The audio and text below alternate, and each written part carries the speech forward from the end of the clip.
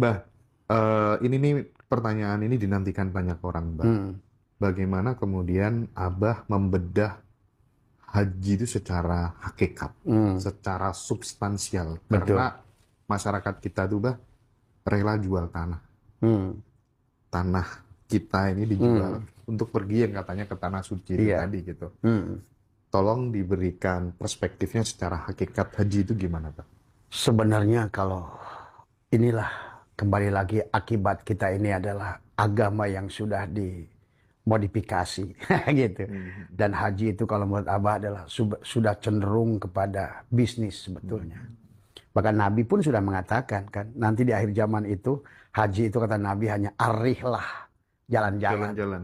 litijaroh, dagang, Betul, betul. lisum'ah, Itu bangga-banggaan. dari disampaikan Rasul gitu, Hadis, hadis gitu ya? hadis. Bahkan 8 orang yang dikisahkan oleh Nabi itu haji mabrur, tak satu pun yang pergi ke sana, Mas Hendra. Di 8 kitab itu. Justru Nabi di Haji Wada berkata, ada seseorang yang mendapatkan, kita semua tiada yang haji mabrur di sini. Hanya seorang yang bernama Syekh Abdullah bin Abdul Mubarak yang berada nun jauh di sana dan dia tidak pernah pergi, tapi malah dia mendapatkan haji mabrur. Karena haji itu bukan haji itu rukun Islam bukan?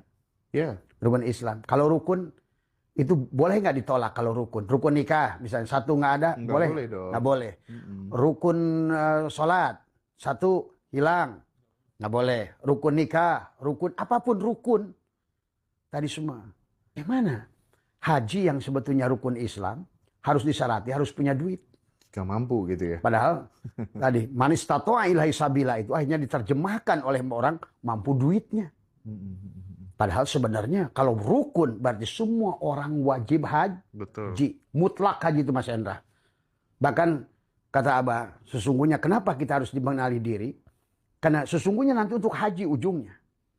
Kenapa harus kenal diri? Man arafa nafsahu faqad arafa rabbahu. Siapa kenal dirinya, dia akan kenal diri dohir dan diri batinnya yang sebenar-benarnya adalah menyaksikan Allah dan Muhammad pada dirinya.